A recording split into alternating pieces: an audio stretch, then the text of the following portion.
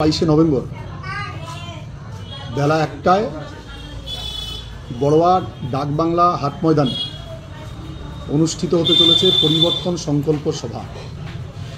পরিবর্তন যাত্রা আগামীকাল এই বড়োয়া ডাকবাংলা হাট ময়দান থেকে শুরু হবে। আগামীকালকের সভায় এটা নিশ্চিত হবে যে আগামী দিনে পশ্চিমবাংলার যে পরিবর্তন আসতে চলেছে তার শুভ সূচনা বড়োয়া থেকেই হতে চলেছে। এই ঐতিহাসিক সভায় বিপুল পরিমাণ মানুষ অন্য দল থেকে এসে উপস্থিত হবেন এবং এখানে উল্লেখযোগ্য বিষয় হচ্ছে সংখ্যালঘু সম্প্রদায়ের মানুষ বহু সংখ্যায় উপস্থিত থাকবেন।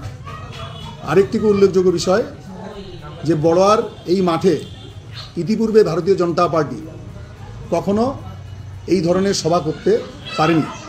এই প্রথম আমরা এত বড় সভা করতে চলেছি।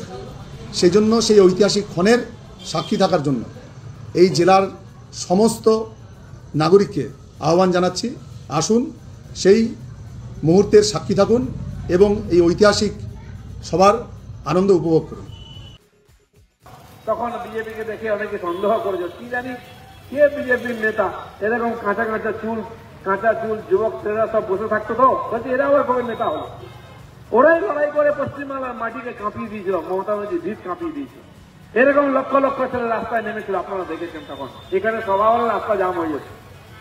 তার মানে এই নয় যে বিজেপি কমজোর হয়ে গেছে বা লোক নেই, তারা দেখছেন সুযোগটা কবে আসছে। পার্টি তৈরি হচ্ছে, গ্রামে গঞ্জে কর্মীরা তৈরি হচ্ছেন এই সরকারকে উপরে ফেলার জন্য। আমি সাধারণ মানুষকে বলবো, আপনাদের আশীর্বাদ ছাড়া, সমর্থন ছাড়া হয় না। যেভাবে সিপিএম অত্যাচারকে আপনারা শেষ করেছিলেন এক আর চুটকিতে, ঠিক এই যে অত্যাচারী সরকার 15 বছরে আমাদের দম বন্ধ হয়ে যায়। যেমন পলিউশনের শ্বাস প্রশ্বাস নেওয়া যায় না, দুর্নীতির দুর্গন্ধে শ্বাস প্রশ্বাস নেওয়া যায় না, খুন মারার দুর্গন্ধে শ্বাস প্রশ্বাস নেওয়া যায় না। এর থেকে বাংলাকে মুক্ত করতে হবে। ভারতীয় জনতা পার্টির লক্ষ লক্ষ কর্মী দিন রাত সেই পরিশ্রম করছে। গতবারের লড়াইতে আমরা অর্ধেক করে আটকে গেলাম, কিন্তু আমাদের অনেক খেসারত দিতে হয়েছে। হাজার হাজার কর্মীর ঘর ভেঙে দেওয়া হয়েছে। ভোটের পরে প্রায় 50-60 জনকে খুন করা হয়েছে। 35 জন মহিলাকে রেপ করা হয়েছে, তারা ভয়েতে রিপোর্ট করেননি।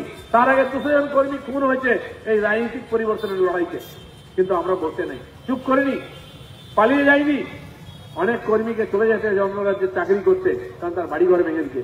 তারা আবার এখানকার পরিবর্তন যেন লড়াই করবে, তার প্রস্তুতি চলছে। জল গরম করছি আমরা, ঠিক সময়ে আর চালটা ফেলবো। আপনাদের আশীর্বাদ চাই, কারণ পশ্চিমবাংলার যদি ভবিষ্যৎ পরিবর্তন করতে হয় সাধারণ মানুষকে এগিয়ে আসতে হবে। আপনারা বারবার পরিবর্তন করেছেন, এবারের পরিবর্তন অবশ্যম্ভাবী হয়ে গেছে, নাহলে বাঙালির পরিচয় দিতে